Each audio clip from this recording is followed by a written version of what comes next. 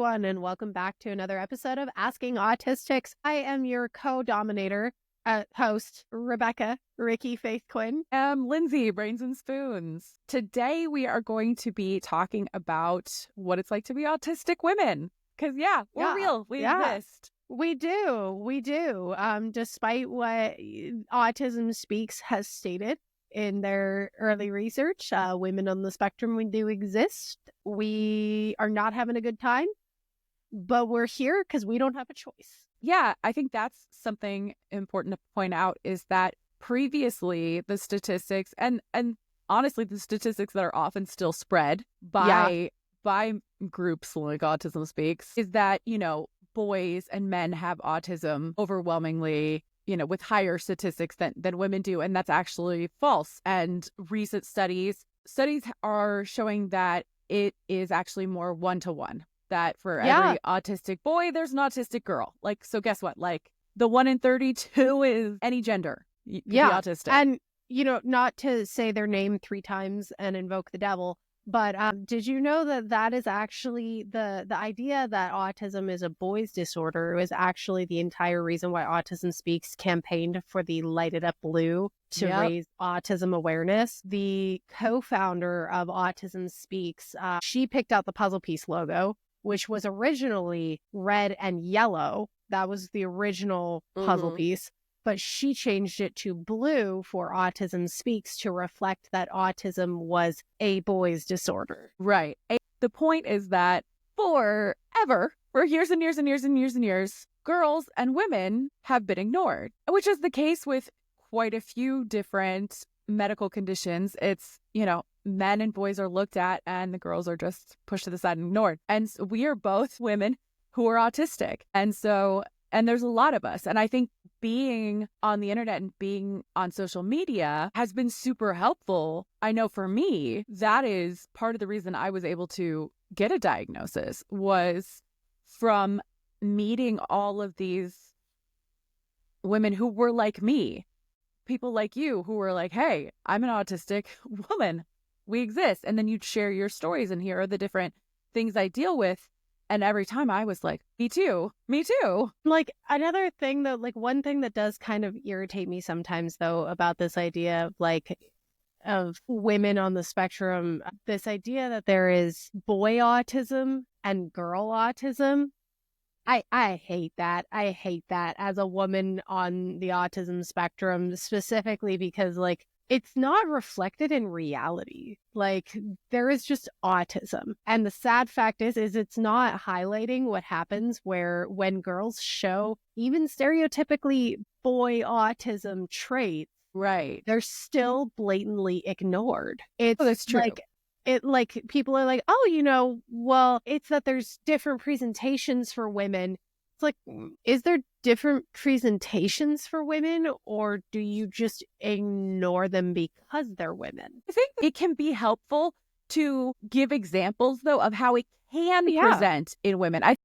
I think what's happened is we've seen little boys held up as here is the example of autism for all the time. And so it's obsessed with trains, lining up cars, not speaking to peers. And while that may be a presentation of autism, there are way more presentations of autism. And there are some definite presentations that are common in girls. And so things we might line up things like Barbies and stuffed animals, and that to other people just looks like being tidy, right? And so again, like you said, it's ignored, it's glossed over. And there was a great talk, and I cannot think of the doctor's name off the top of my head, but he is an autism expert, and he was talking about how we're socialized, how boys and girls are socialized in Western cultures. Oh my God, plays a big part in this. And so he said, what we've seen is people will always say that girls mask more,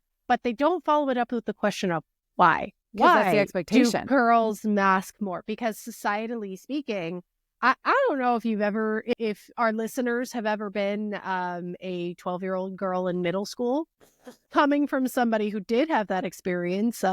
If you can avoid it, maybe don't. Because if you are an autistic femme person, other middle school girls pick up on it so quick. Yeah. And the second you start behaving out of the norm and not like what other 12-year-old Autistic girls expect of you, Exactly. you are shunned and bullied to the point of like one needing several years of therapy. Yeah. Like, Oh, getting my a counseling intervention. The counselors God. Oh my God. Yeah. saw how bad I was being bullied and like pulled me out of class to ask me about it. Yeah, like literally I talked about this in our inaugural episode about how like, you know, I was bullied so bad in middle school because of my autism, but that's what really forces autistic girls to mask or camouflage more than like, oh, you know, we're just innately better at it. It's like, oh, it's just we don't get the same freedoms to unmask as maybe some other people do. And even with our experiences, that's like coming from, you know, a white woman's perspective. Yeah, It's a even white middle worse class. for people. Yeah, definitely. Yeah, it's even worse for people of color.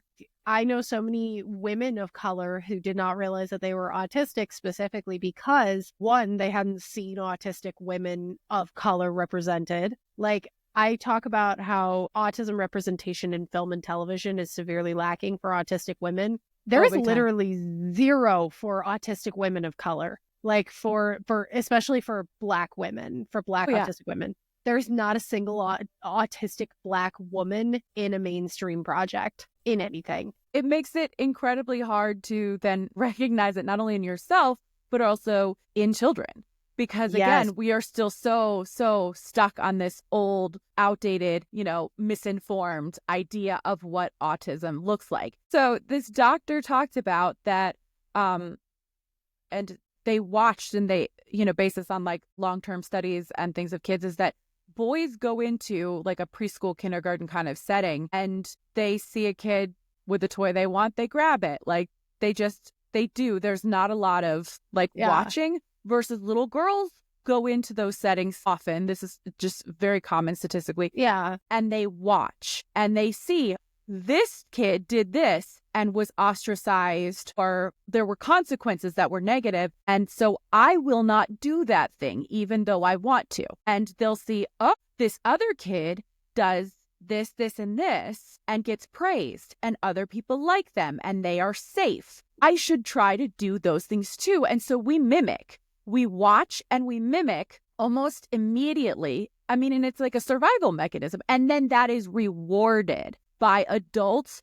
and by peers. And so, like you said, how we're socialized in those norms is, you know, I remember this as an elementary schoolers is that there were boys that got in physical altercations and they would, yes, get like yelled at and stuff, but it was just considered like boys will be boys. Boys will be boys. Yeah. I got into a physical altercation with the bully of my third grade class. Like, it's that, like, you know, finally you can't take it anymore. I was sent to the principal's office. I was sent home on the kindergarten bus, which now I think about it, I was like, that was kind of a reward. I got sent home early. And then my mom had a discussion with me and was like, why are you home early? And I had to like tell her. And, you know, luckily I had parents who were very like understanding. They didn't know why their daughter was weird, but they're like, our daughter's But they weird. knew that something was off. Yeah. Right. And we love her. So, and when I explained the situation fully, they were like, oh, you definitely did the right thing. Like you and the rest of the kids were being mercilessly picked on. But the point is that the consequences for boys were very different than the consequences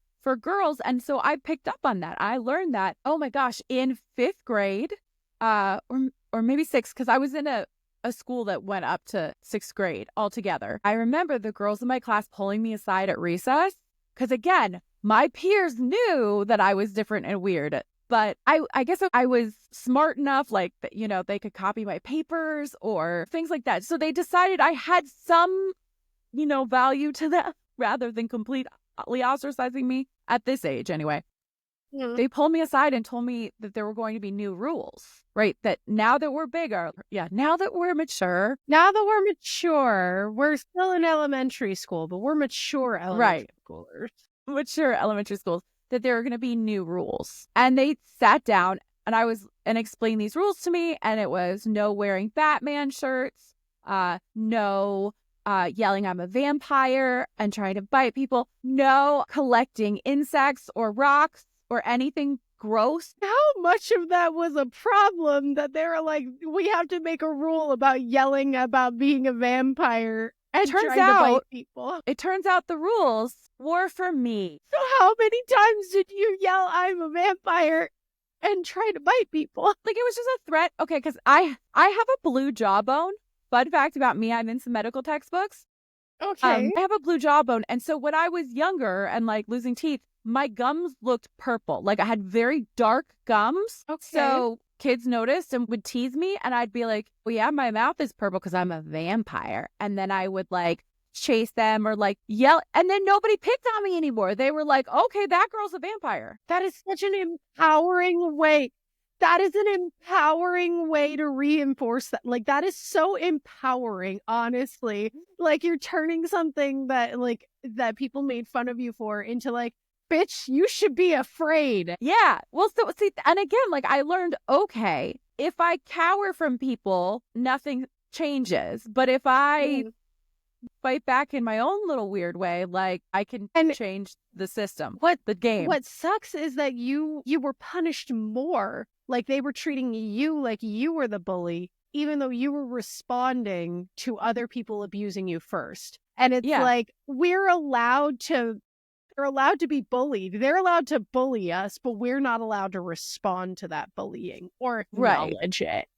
Like, that's so sharked up. That happens to this day. Like, we still are dealing with that, like, in schools and, like, just in society in general. And in society, yeah. Like, I can't tell you how many times I have seen that happen. And, like, it's like, oh, you know, you're allowed to, like, we're allowed to treat you like garbage, but you're being too mean in the way that you're pointing it out, and I don't like that. That is part of the, I would say, a part of the autistic female experience is that constant tone policing, and that we are expected, you know, to be super kind and like angelic and cutesy, because the minute that we start standing up for ourselves, that becomes a problem. I think that's the one female archetype, stereotype, you know, the little manic pixie dream girl, is that society does like, or will accept, I guess, I don't know, like, is the right word, of autistic women, is the infantilization of us. It's that we are childlike, little innocent angels. Yeah. And the minute that we're not, they're like, oh, no, this isn't palatable.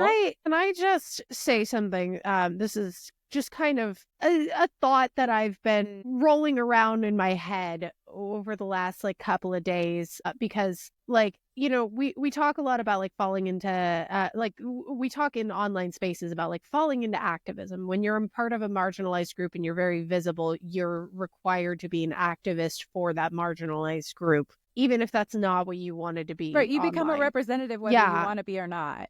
And can I just say that is, I've noticed there is a different expectation of female autistic content creators, or those who are perceived as female, than there is for those perceived as male autistic content creators. Because like, the only people that I see who get told that they are misrepresenting autism just by being themselves is women. And they have to be like, the female autistic content creators have to be perfect about everything, but like male autistic content creators don't. They're just allowed to make like little jokey jokes, and they're just allowed to like big mistakes. Like, we've seen some pretty, over the years of being in these different online communities, we've seen stuff that people get forgiven for, and it's like, but like, even if I the smallest things, you know,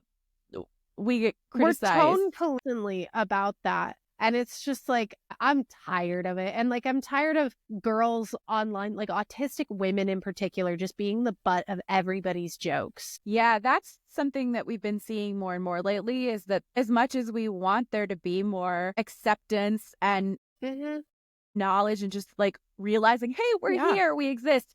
Yeah, the almost fetishization of autistic women, and then the humor and just jokes that go along with that is really detrimental to our community.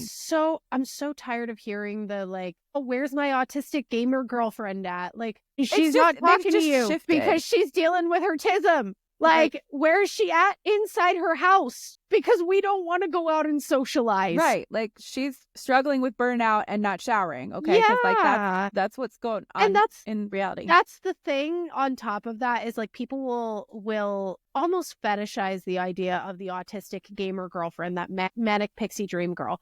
Yeah. But very much. They just realized, oh, the manic pixie dream girl stereotype is undiagnosed autistic woman. And yeah, so they've just shifted. They're just including it now. They're like, I'm manic pixie dream autistic, which is, but on one hand, growing up, I identified with those characters. I was like, same. They're weird too. Oh, they say things at inappropriate times. They get really hyper into different topics. Like, I do that too, you know? So on one hand, it's like helpful for us to be like, to see these unofficially autistic At least characters. They're acknowledging it now. What's frustrating me about that, like, fetishization of like the manic pixie dream girl autistic is that like it puts this unfair expectation on the autistic girl to be like that always. Yes. To be that manic pixie dream to girl, be bubbly and quirky, but there's not the dark side of that. The flip side of that is the struggles that do not get supported. And I think that's the biggest thing. And that goes along with, we see this, you know, in holistic women and just in general, the burden of caretaking and of household management and care tasks, self-care falls still on AFAB folks. And so when you add another level to that, when you add disability into that, it's like we're supposed to support everybody except ourselves. When like, and the thing is, when we do the negative stereotypical aspects of autism, we're still punished for it. Like, if an autistic man came online and said, I struggle to shower every day, would people be mad about that? Would people have a visceral reaction? Like, I think maybe some people would be like, oh yeah, that's kind of gross. You know what I mean? Like, some people would say that. I think people would just accept it because on Reddit, they'd just be like, yeah, that's the typical Reddit dude. All right. Yeah. But like my mutual on TikTok, Raina, she talked about how she, as an autistic woman, struggles with the sensory aspect of showering on a regular basis, especially when she's already in neurodivergent burnout. Me too. I've been sick for a week. Yesterday was the first time I showered in probably about like 4 or 5 days. And I know people are going to be like, white women, stop talking about how often you shower. Challenge failed. And I'm just gonna be like, okay, crap on me all you want, like, do it. That's not gonna make me shower more, and that's not gonna make my disability affect me less. Right. And it just sucks that being a woman on the spectrum, we are held to this impossible standard of being not autistic enough, but also not neurotypical enough. Basically, we're expected to mask well enough that we don't make people feel uncomfortable. But at the same time, we need to unmask enough so that it's obvious to other people that we are autistic. And so there's this there's this unattainable balance, because when I admit that I struggle, people are upset about it. Like you said, you know, like, don't talk about that. But if I make a video and your hair and makeup looks great and you just make a joke about shark autism, people are like, oh, you're fake. You can't say those things. That's not real. And there's just no winning. Like, I have given up on defending my diagnosis online. Like, people can call me fake or whatever. Okay, I've been diagnosed professionally for 15 years at this point. Next year, I'll be reaching the point where I've been diagnosed longer than I was undiagnosed, which is a very point for autistic women to reach, specifically because of the phenomenon of the lost girls, which, if you don't know what that is a name for the phenomenon in which autistic women are not diagnosed until our mid-20s to 30s. Like, I still get people in my comment section Like, I get autistic women in my comment section who are like, I'm 50, I just got my diagnosis. Same. I have, especially on Facebook, I have all these grandparents who are like, should I get a diagnosis? Or they'll tell me, they're like, I fought for this. They're like, I'm 72. And the doctors were like, what is the point of this? And they were like, my own peace of mind. Like, they're like, because I've gone my whole life a square peg in a round hole, and I want to know why. And so, that's been the really cathartic. I think part of it is it's like, okay, we will put up with all the hate that we get online if that means that other autistic women get a diagnosis or get support or get, more self-confidence, whatever it takes. We're a community. For every hate comment, and this is something that I hope autistic, feminine presenting content creators hear, for every hate comment that you get or comment that you get saying you're not autistic enough, there are probably at least 4 or 5 more people viewing that who are not commenting, but they feel seen because of you. And it's important when you get those hate comments to, 1, put $1 away for whatever it is that is a self-care thing. That's what I do. That's my method. But 2, to remember that the good you're doing, just being alive and being out, it's helping so many more people than are hating on you. And that's so hard to realize in the moment. Right.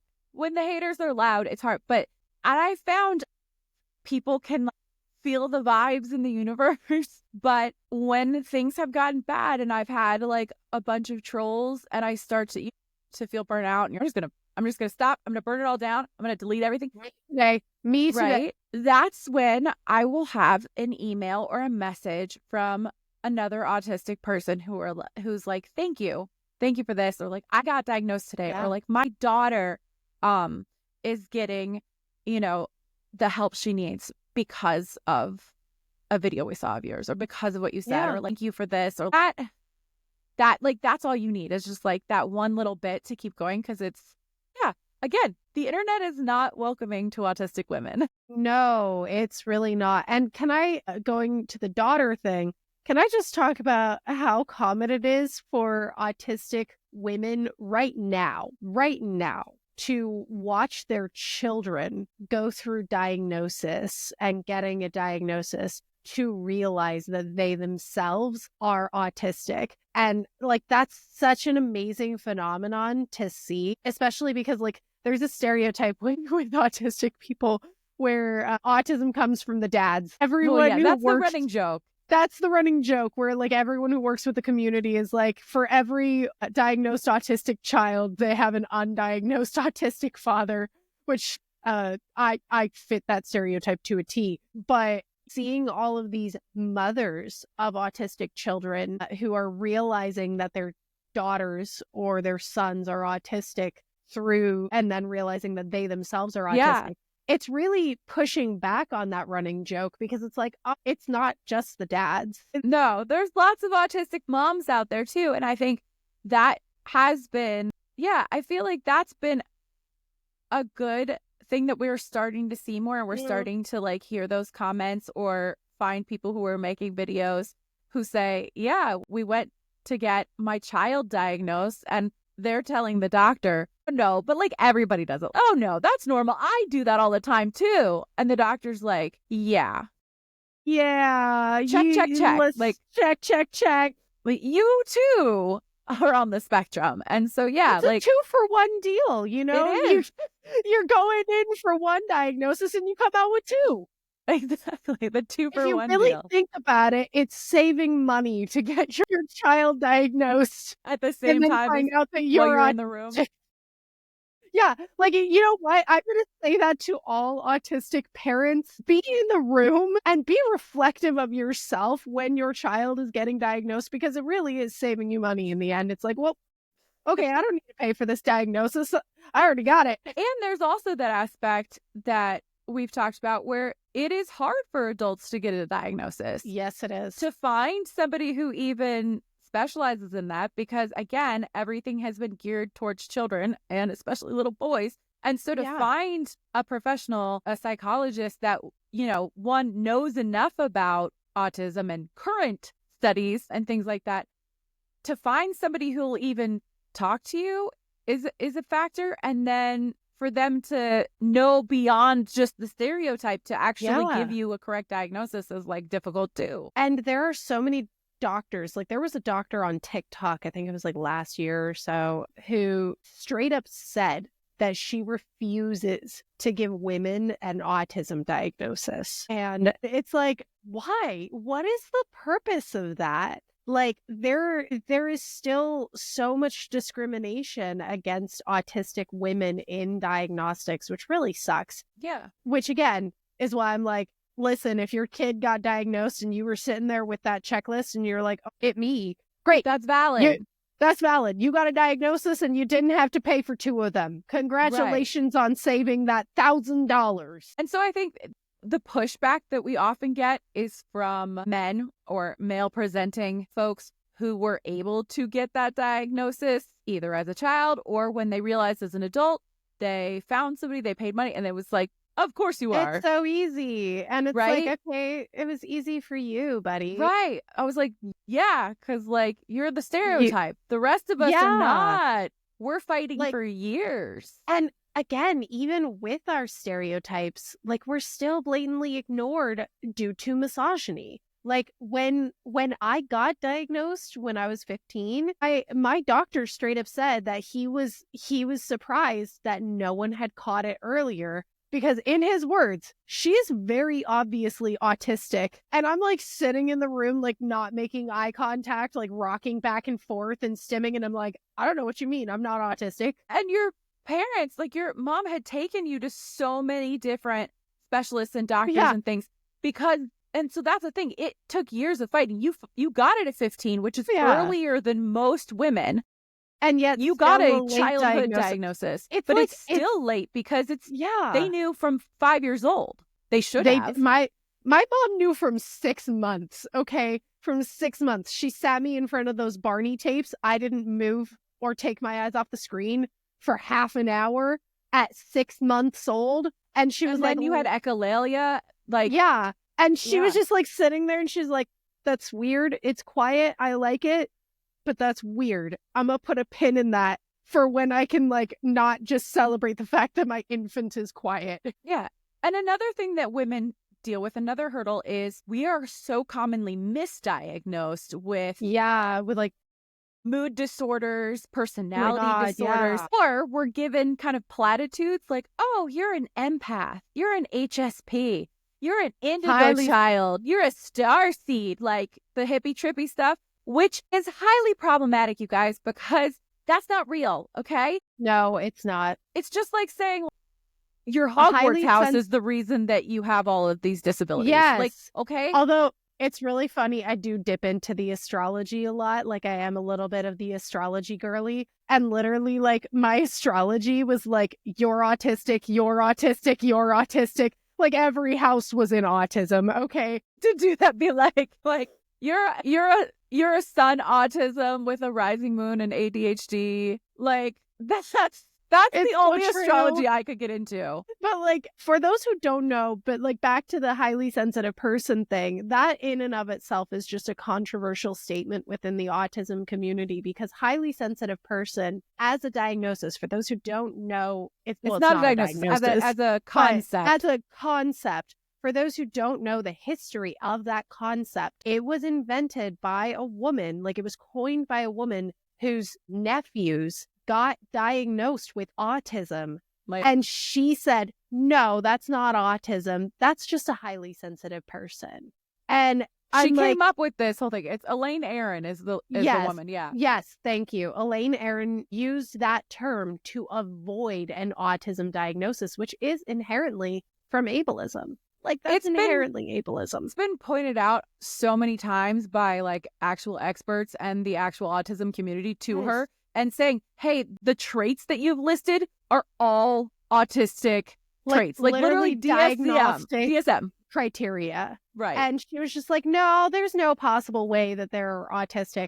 And so like, that's why I get so upset with the highly sensitive person community, because the entire reason that they keep not using the word autism is because they have this internalized stigma towards the term autism. Because like autism has kind of been homogenized with something broken, because like going back to that crying child with the puzzle media piece. has given us an overwhelmingly negative view of autism. And so the idea that you would openly claim to be autistic to a lot of people is not okay. Like they not at have all. a lot of internalized ableism about that. And they would much. Again, run from that idea and that label. Yes. But the problem is like Elaine Aron and the people who are, really pushing HSP, they're making a lot of money off of their books and their conferences and their merch. And so, of course, they would have to give up all of that money if they were to admit that this is just autism. And it's autistic traits that are predominantly seen in women. One of my early therapists told me when I was like, here's what I'm struggling with, and I have this and this and this, and I was going through burnout and did not know. And I even said, and I was diagnosed with ADHD when I was little. And she was like, no, you're just a highly sensitive person. And then I read the book and she gave me a little quiz. Okay. But it's not real. My therapist actually told me at one point, my therapist who I've seen for about like almost 10 years now, she actually told me very early on in our sessions, she was like, I think you're a highly sensitive person. And like, I shut that down immediately. I was like, no, it's just autism. It's just autism. Like, I know myself well enough to know that my diagnosis is correct. And it's, which I appreciate my therapist, because she literally did she heard that shutdown and then she did the research herself, because this was like back when the term highly sensitive person was still like a relatively new thing. Yeah. And then she was like, you know what? I apologize. I came at you with something not accurate. And as your therapist, it's my job to hold myself accountable to you, which like, that's awesome. Love. Yeah. I mean, it takes a lot of strength of character as a person to like admit you're wrong and to learn and to grow. And that's, if y'all don't know, I worked in the autism community in special education and in ABA and stuff. And I was trained. I have certifications that say like, I'm an autism specialist. Okay. All of those things turned out to be misinformation, turned out to be wrong. Okay. And so I had to relearn all of these things. And that's how I found out, oh, I'm autistic myself. That's why like I had an affinity to working with autistic students. And like, I never thought that what they were doing was like super out there and wild. I was like, oh no, that makes sense. Like I could see I get that way too. Yeah, valid.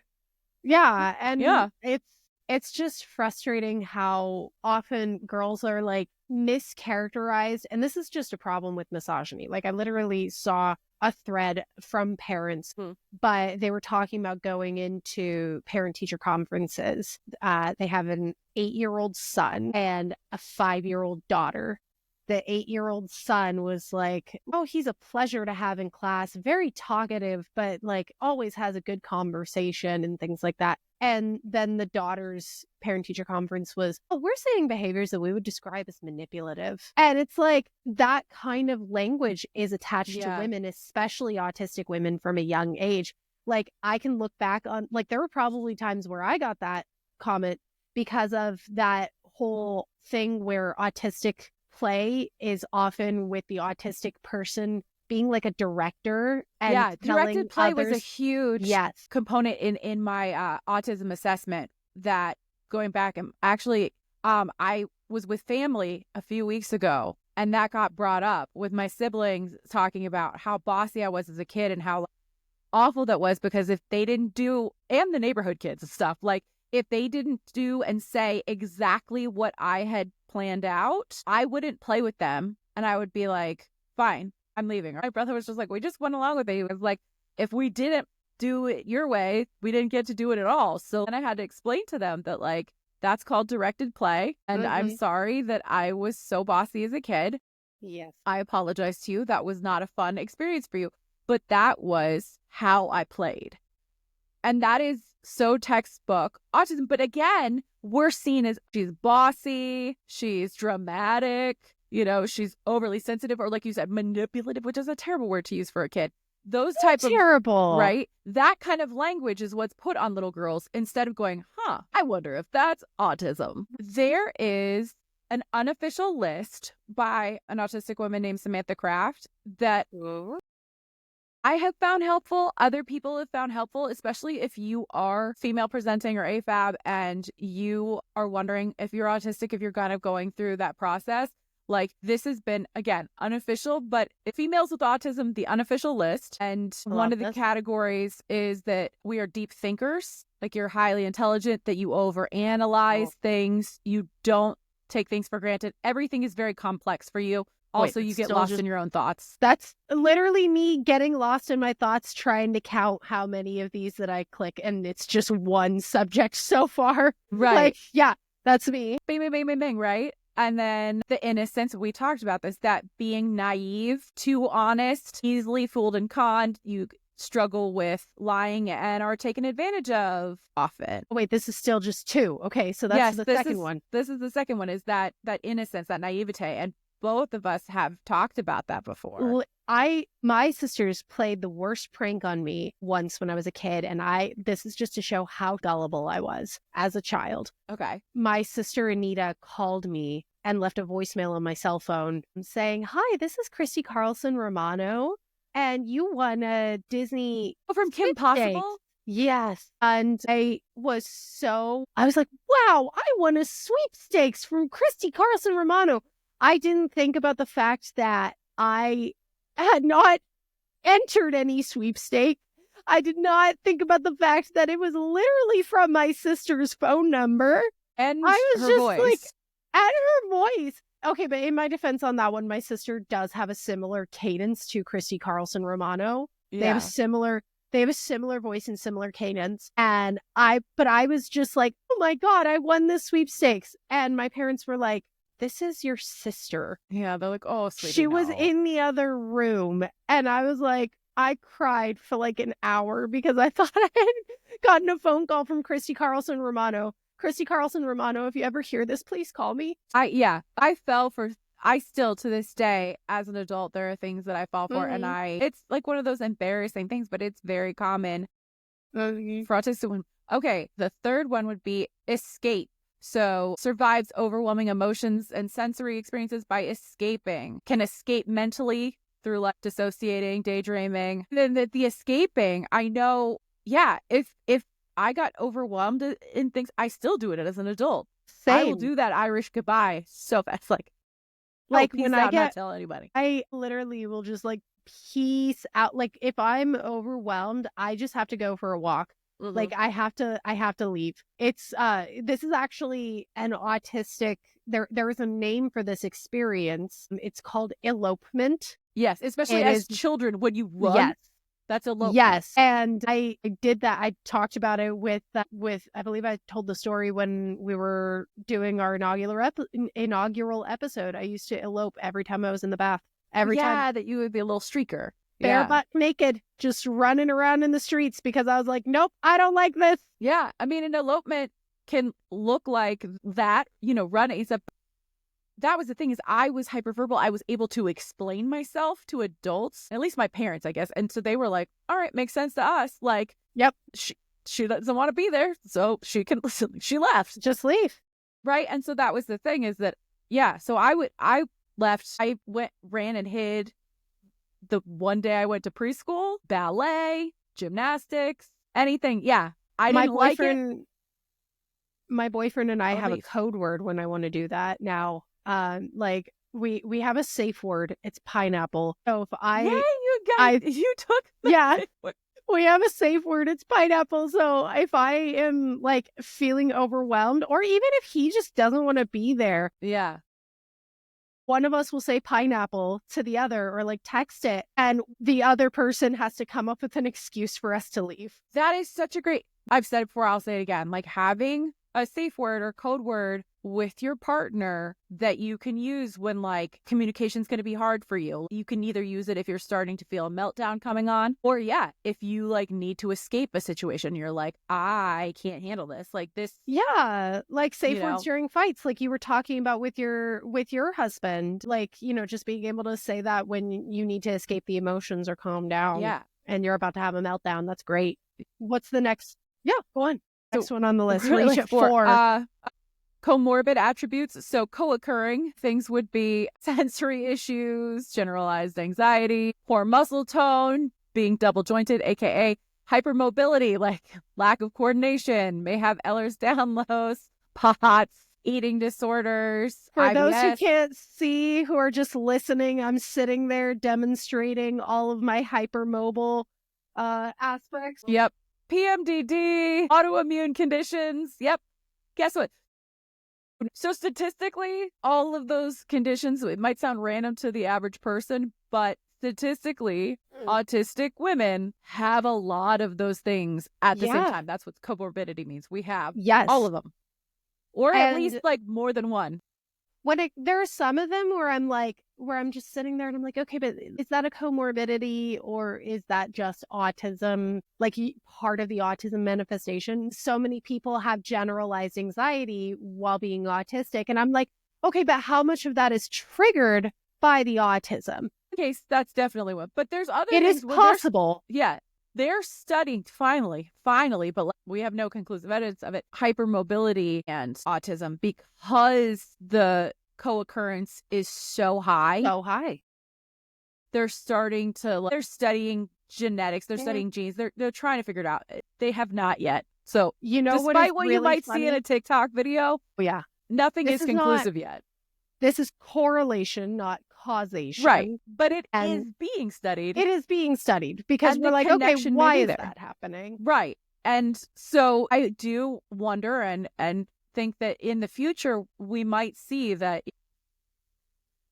hypermobility and IBS, like stomach issues, could become traits that are listed in diagnostics.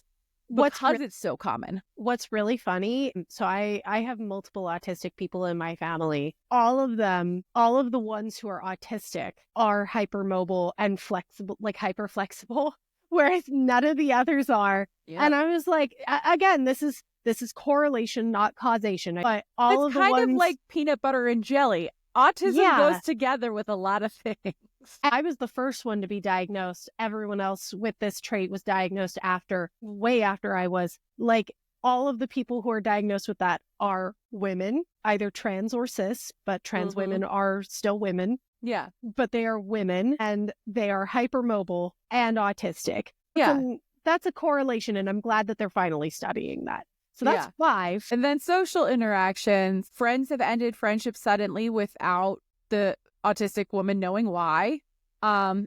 Tendency to overshare, spills intimate details to strangers, either raised hand too much in class or didn't participate at all from anxiety. Little impulse control, monopolizes conversation. Again, this one I don't love. Comes across at times as narcissistic, but is not narcissistic. I hate that. I don't like that wording. I think the point would be that we bring the subjects back to ourselves. We relate the world back to ourselves. Okay, the next section. So I've lost count. I feel like we've talked about like 6 things. We were at 6. Finds refuge when alone. So like that release, maybe will not answer calls or talk to someone or leave the house. Will hibernate. Yeah. Yeah, I do that. Like, Lindsey and I are in a group chat with several other autistic people, and like they're all our friends, of course, and internet friends, yeah. And I will just go like days without chatting because I'm just like, I am hyper focused on just being alone. Like, I'm just like, I can't socialize. I can't do it right now. And then I feel guilty about it. And I'm like, I'm sorry. I'm the worst. But then we all respond with like, that's okay. Like, yeah, we all do that. We literally all do it. And yet we all feel bad about doing it, even though we do it. Right. But I do appreciate that when you're talking with other autistic people and we've kind of set, like, it's not a rule. It's just like the expectation or the boundary there is that like we communicate clearly and explicitly. So you can literally say, I was going through stuff and I just pieced out and was going to be antisocial. I've been hibernating for several months, but like, right.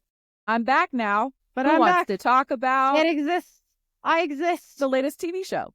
Who wants Yeah. to go down this rabbit hole with me about, like, you know, everything that is on my mind right now? Who wants to go down this rabbit hole about anti-Semitism and misogyny in witchcraft? Yeah. So it can be, I mean, that's what's helpful is I think to have those communities or those places, or even if it's just one person in your life that you can like be autistic with, that Yeah. makes it helpful. It makes things a little easier. Is you can be openly autistic and just not have to sugarcoat it, not have to add. Because I think one of the things too that's really expected of women, in general, and especially in Western societies, is like the fluff, right? It's the like Yes. adding all the niceties to things. Like if we're blunt, then We're the worst. We're like, oh my gosh, she's such a Karen. Like you're such a biatch. Like whatever. If you're blunt, and we're again, like, no, I'm not. I'm just speaking directly with no fluff, with no extra like padding. you know, again, this is even worse if you're an autistic woman of color, especially if you're a Black autistic woman or a Black feminine presenting person, because then you get stereotyped into the angry Black woman trope. And I'm like, was that Black femme presenting person, or was that Black person perceived as feminine? Were they being angry or were they communicating directly? Again, we just go back to the layers here where there's misogyny and misogynoir on top of being autistic, right? And so like there's layers to why it's such a struggle and why it's so frustrating. And why diagnosis for women is so important, especially women of color. I think what, again, is so difficult about our society being based on holistic norms is that, that there's this expectation that you're going to add a lot of, I keep using the word like fluff and nonsense, but it feels like that. It feels like fluff. It does, like having you're writing to an email. Discount everything you say. Right, you have to be like, oh, that's so great, and like, how was your weekend, and blah, blah, blah, blah. For me, I'm like, I don't care about any of that stuff. But I have to say it to you, or I have to write it in this email in order for you to not think that I'm like angry and callous. So because of the things that I've learned in like having to add that fluff to holistic conversations, I like to tell people that I've mastered the professional shark you in an email, which is my, that's my way of making sure fork off. Yeah. I've mastered the professional fork you in an email, because I've modeled it after the ways in which I've learned these subtleties over time. And it gives me the benefit of the doubt for myself, so that I know that if they are targeting me because I'm autistic and because I have communication deficits, I can be like, nope, I followed your rules of holistic communication in the workplace. You cannot prosecute me. I follow the rules to a letter. And if you don't like it, change the rules. Yeah, I mean, the unwritten rules, that's another like autistic thing that like is so hard.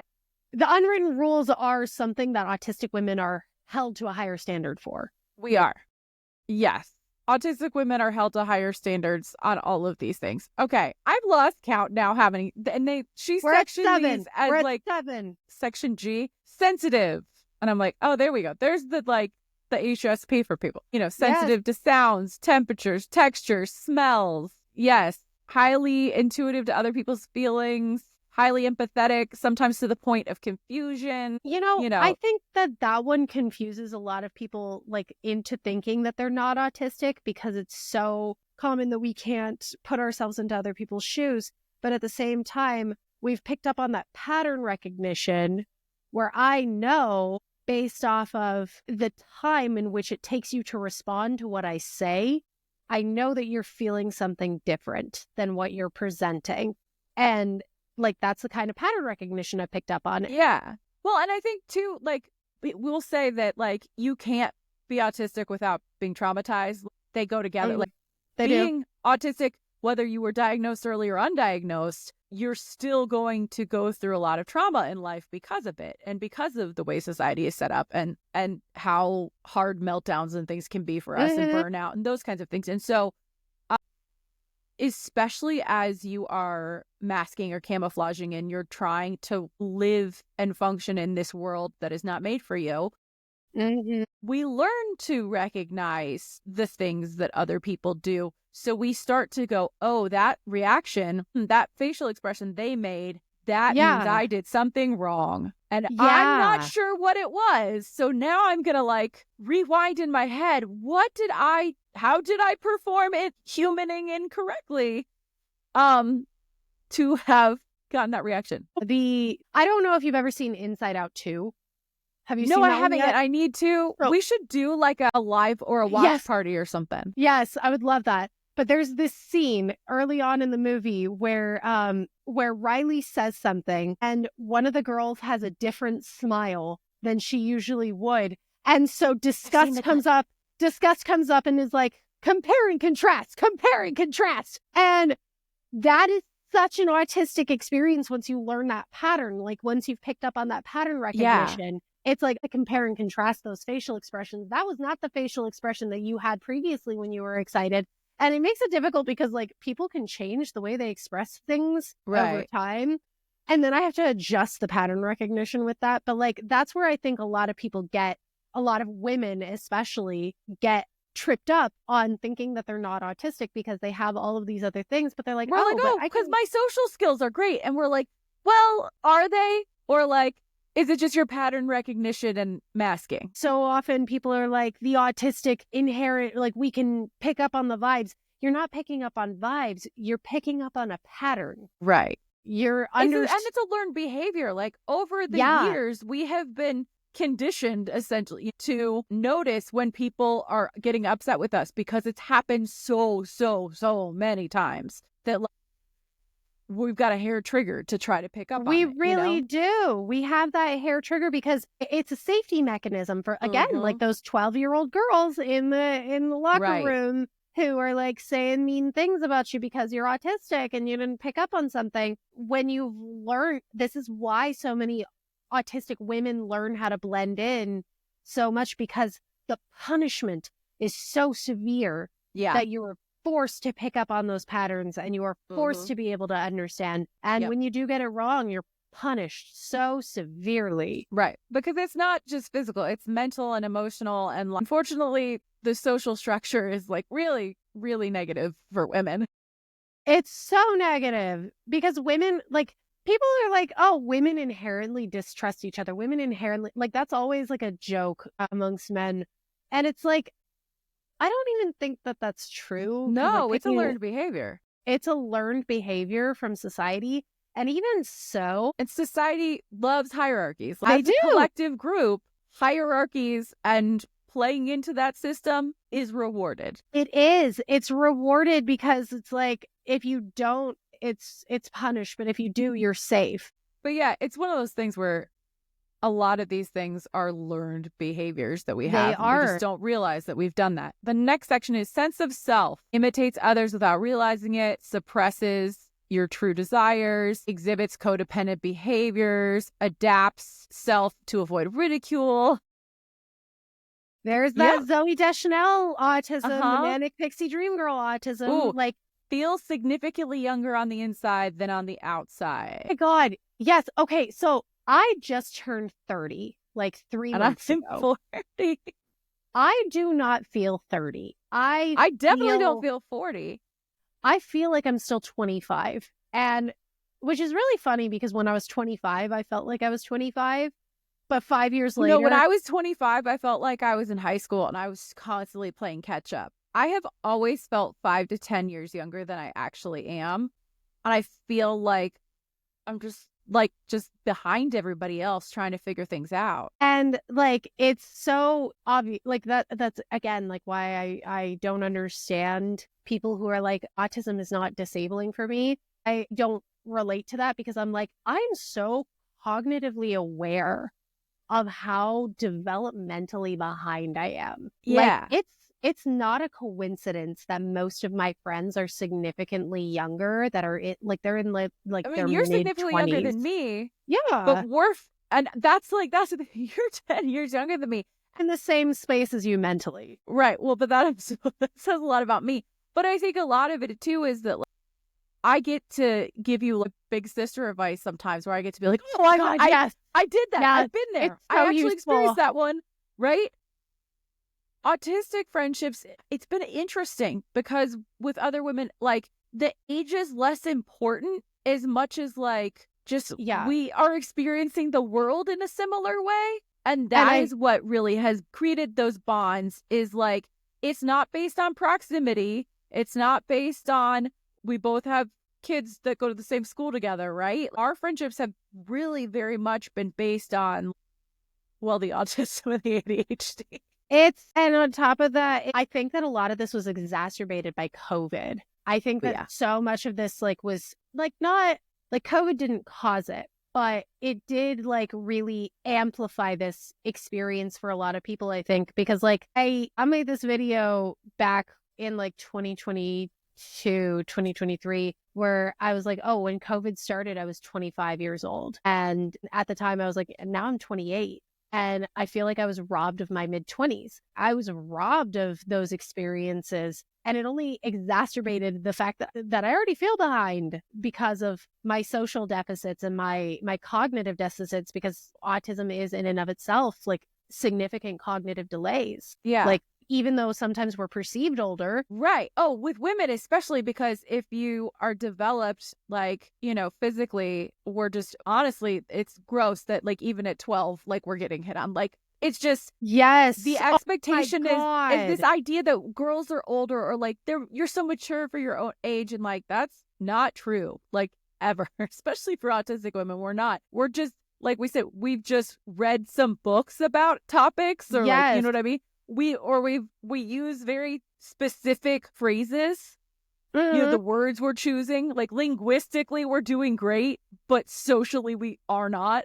We're not, no. And it's a weird flip, honestly, because when I was in high school, all of my friends were significantly older. I had friends for 18, 19, because I was I don't relate to people my age. I feel older than them.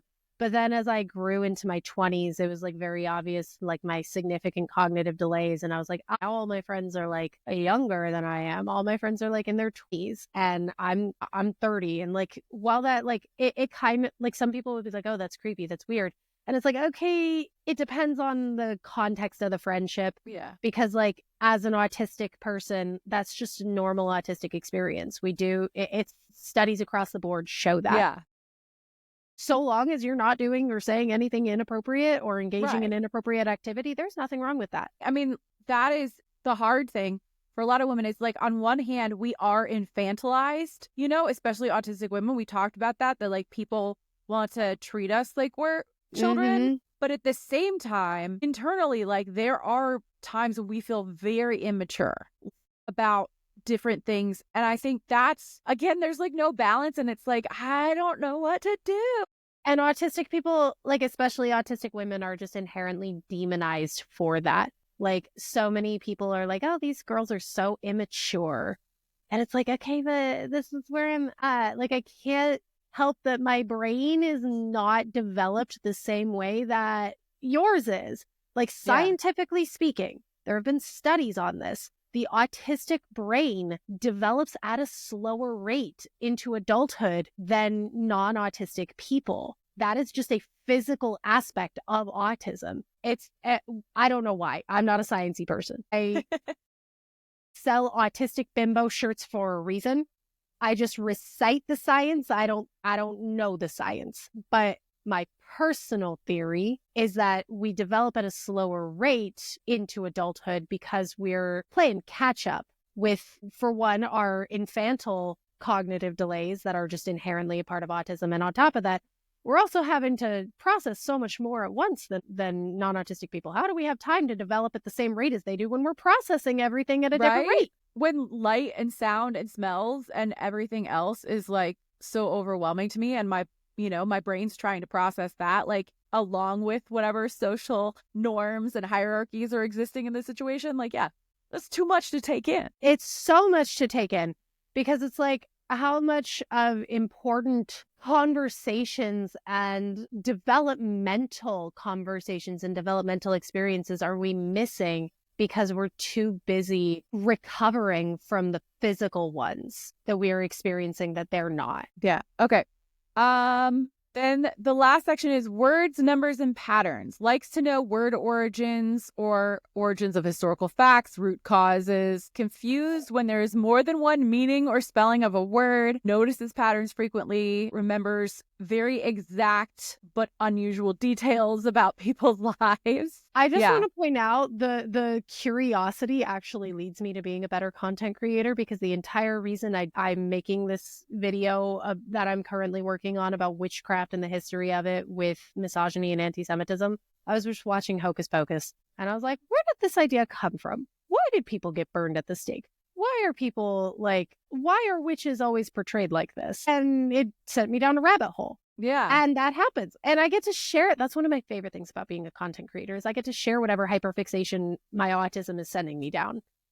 Yeah. And I'm like, I can monetize this. I think that is one of my favorite things about being autistic is that constant curiosity. Like you said, is I am not apathetic. I don't know what that feels like. But, well, there's things I'm like, yeah, I don't care about accounting. I don't relate to that millennial apathy thing that everyone is like, millennial apathy. I can't relate. Don't have it. No, I'm into so many things. And I'm like, and if somebody else tells me a bunch of facts, I might be interested in yet another thing. I don't know. There's this running joke where if you are especially autistic ADHD, or if you're an ADHD, we see somebody in a television show and we immediately have to go, okay, I've seen them here, here, here, here, and here. And then and they're this voice. And then they're married to this person who did this, this, this, and this. And I thought I was just weird for that.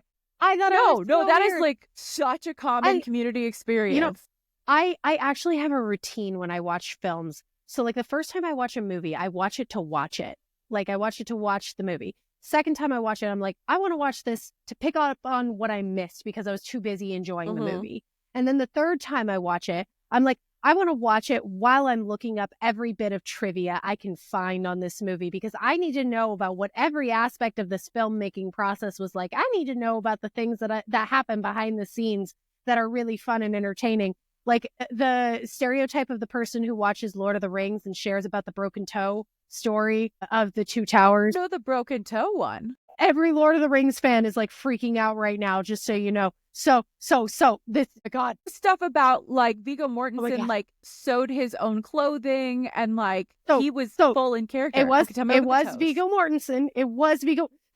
I don't get to share this experience very much anymore. I'm so excited for this. So there's a scene in the Two Towers where Viggo Mortensen, or where Aragorn thinks that the hobbits have died, that thinks that they've been killed by the Rohirrim and that they perished along with the other orcs. And he kicks a helmet and lets out this guttural scream that is just so powerful and so emotional. And the reason it was so emotional was because he broke his big toe when he kicked that helmet. I said, because it's real. And yes, this is a real scream. He was really feeling it.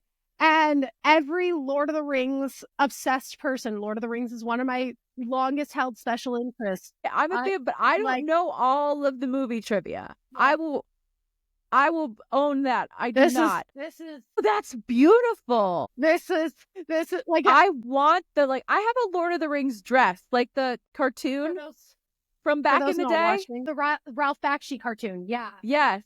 See, you know all the film details. I do not. I have for those who are not watching on YouTube, I literally just showed some of my Lord of the Rings stuff. Yeah, I can't so show she it just on pulled YouTube. out all sorts of different books, multiple different printings. I have 2 replicas of daggers from Lord of the Rings, but that's just so many autistic people will jump down that trivia hole where we can't just enjoy something casually. We have to need enjoy to know every aspect of it. See, and now that you just shared that story with me, now I'm like, okay, well, I gotta up my game. Because I come from like the literary side of things, so I enjoyed it as a book series and stuff. But I have so many that like I didn't dive as deeply into like the films and stuff. And it's like sometimes it makes me want to now. Do you sometimes feel bad because you can't delve into something, and it's like, my curiosity is piqued, but I have so limited brain space. Yes, I'm like I don't want to give up any of I don't want to. I can't let go of the Toe Story to fit in something that happened on set of Buffy the Vampire Slayer. And I'm just like, and I think that that's why so many autistic people, autistic women in particular, find their way into the nerd space. Like, yes, I encounter or academia. Yes, I know a lot of autistic professors. Yes.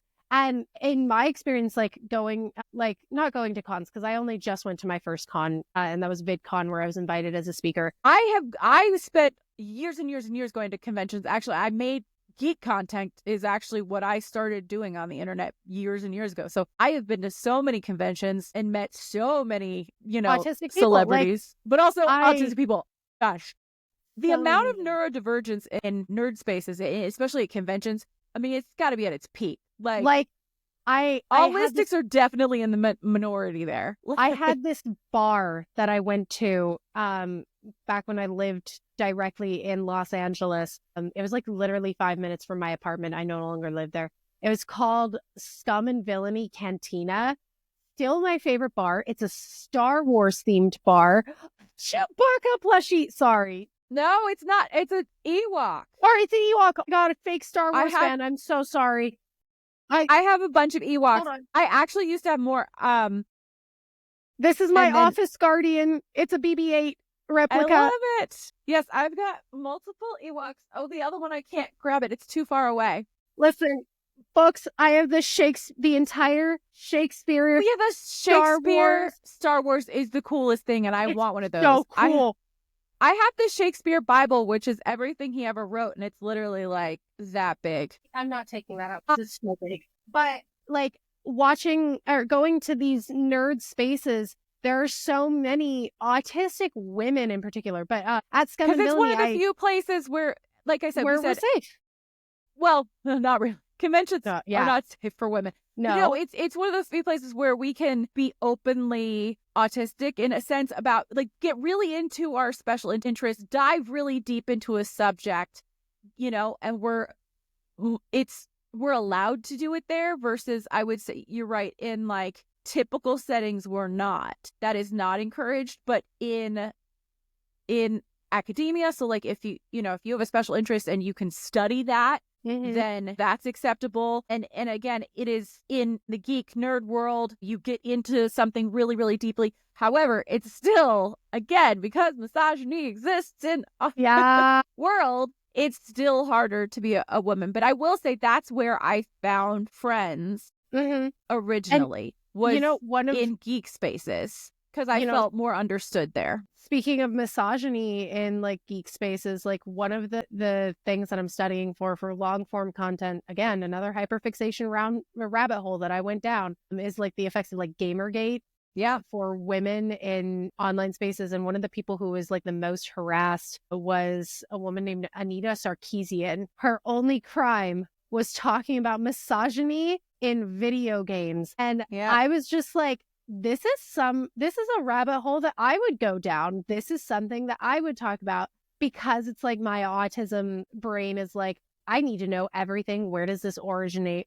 Where does this, how is this reflected in today's? It's why my long form content is like 1 million hours long, and I have to like really like work hard to cut down my scripts because I think these episodes are 1 million hours long. Like we've been trying to edit this stuff, and it's really difficult because one, we also have ADHD, so there's a lot of off-topic like rabbit trails and rabbit holes that we go down.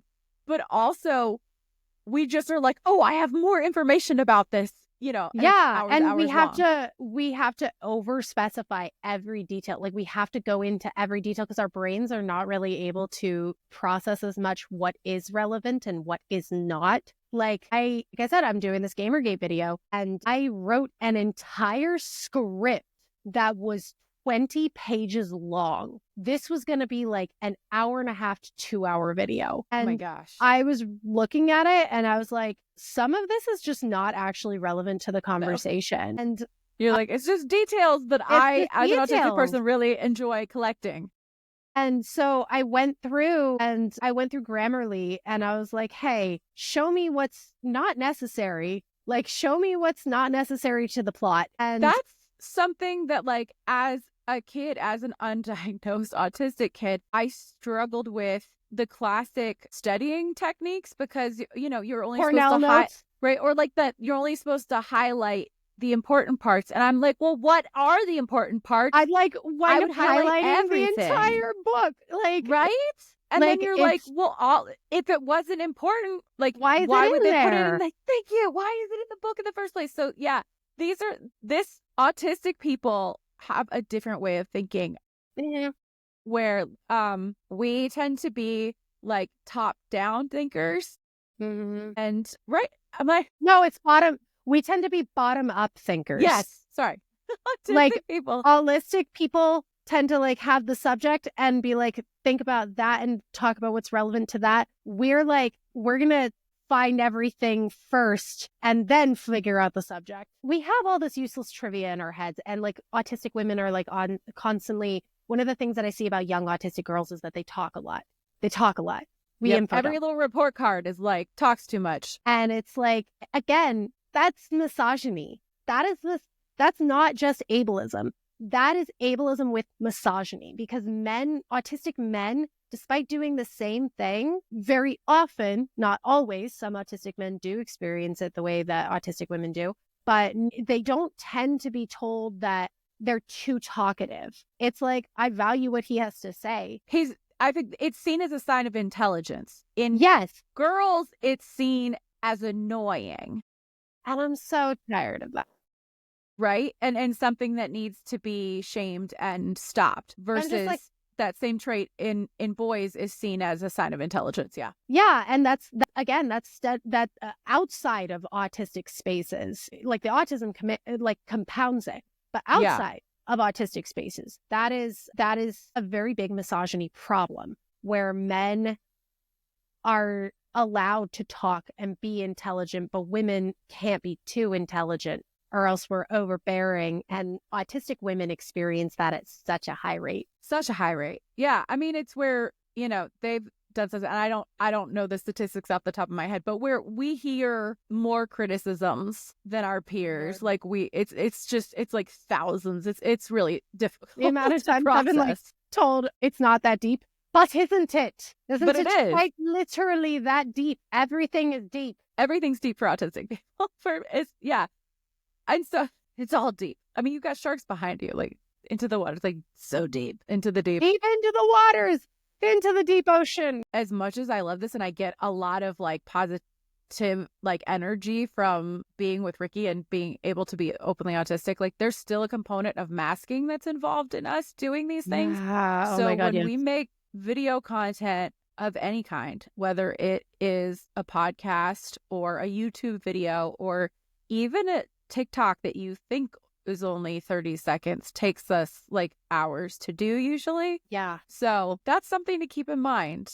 Just that, and that's not inherent to being an autistic woman. It's just being autistic in general.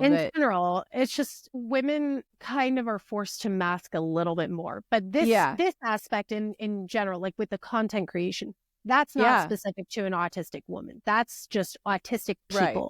Like almost all of the autistic people, like studies show 90% of autistic people either have masked or will attempt to mask in their lifetime. So most of the people you're seeing online are heavily masking and putting in so much effort, honestly, so much more effort at times than non-autistic content creators. Yeah. So that being said, thank you for listening. So our But I don't have like a deep conclusion to this. I am just gonna be pretty blunt and autistic and say my face hurts. And Irish goodbye. Yeah. So I'm gonna leave. But thank you for being here and thank you for listening.